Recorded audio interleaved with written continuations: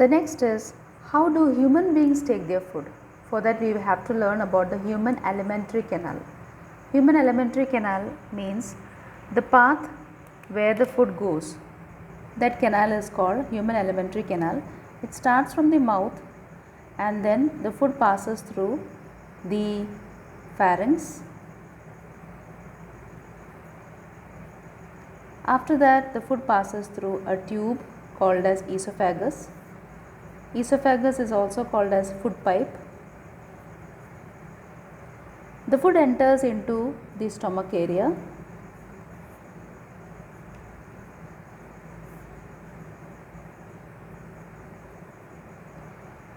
Then comes the small intestine. The length of the small intestine depends upon the food habits. Herbivorous animals have longer small intestine because they have to digest cellulose, whereas carnivorous animals, they have shorter small intestine because they eat meat and meat is tender. Then after that, after the small intestine comes the large intestine.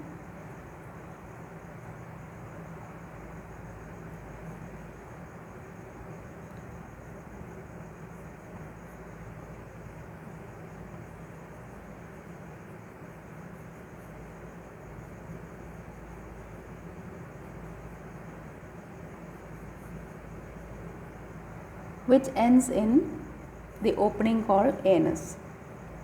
So this is the large intestine. There are various glands which are present in the human alimentary canal. One is the salivary gland present inside the mouth. Then the food which is chewed by the mouth, the teeth, as well as tongue, which moistens the food, will reach the pharynx. The food will be pushed down towards the esophagus by the muscular movements of esophagus. These movements are called peristaltic movements.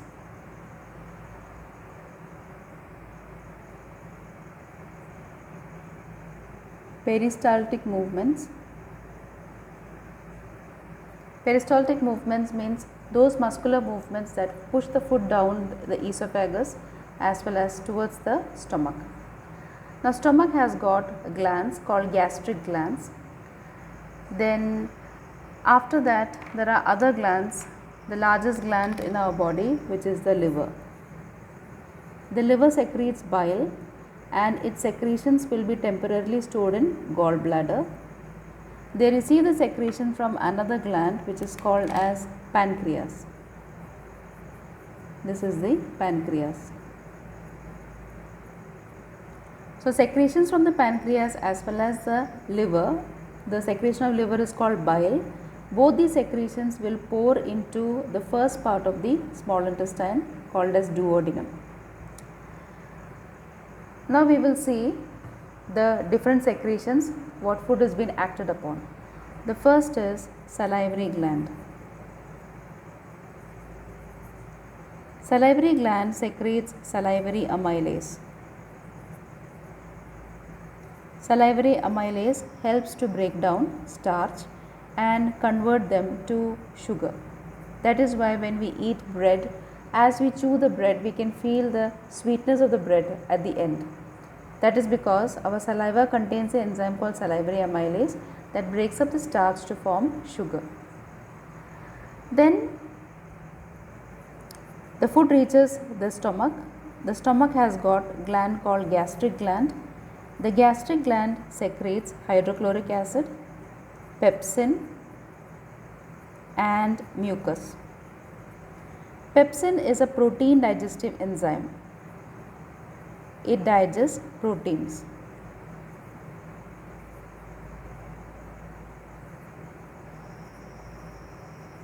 It digests the proteins to form simpler proteins, and if the pepsin has to become active, it requires the help of hydrochloric acid. So hydrochloric acid activates pepsin.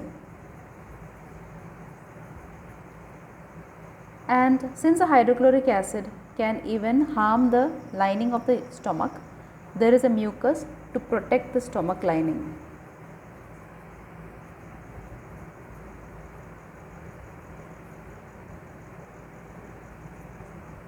The next gland is liver.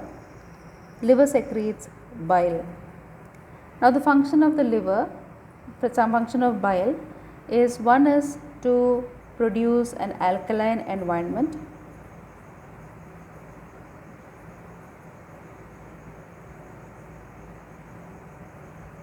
In small intestine. It also helps to digest fats. It emulsifies fats. So it emulsifies large fats to small fats. So that is a function of bile. Bile produces alkaline environment, alkaline medium in small intestine. Second function is it emulsifies large fats to small fats. Now what is the function of pancreas? So the secretion of a liver called bile, as well as a pancreas secretion which is called pancreatic juice, empties into the small intestine. The pancreatic juice contains enzymes called pancreatic amylase.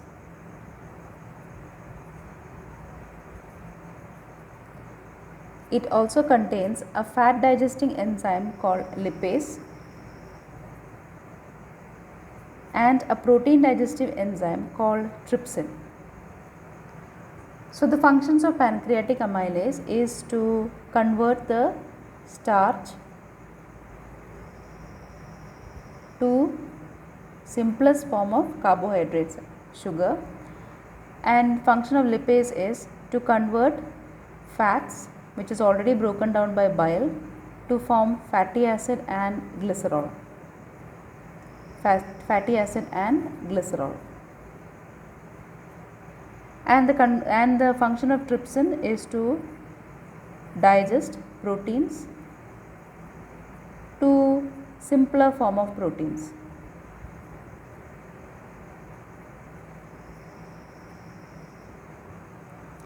So these are three enzymes which are found inside the pancreatic juice: pancreatic amylase, lipase and trypsin. Amylase can digest the starch, lipase digests fats, trypsin helps to digest the proteins. But trypsin requires an alkaline environment in the small intestine. So that is why the bile produces it. Bile produces an alkaline environment for the trypsin to act on the food. Now there are intestinal juices that is produced by the walls of the small intestine. Intestinal juice also has got some enzymes that will further break down all the digested products into simpler forms. For example, fats will be converted to fatty acids and glycerol.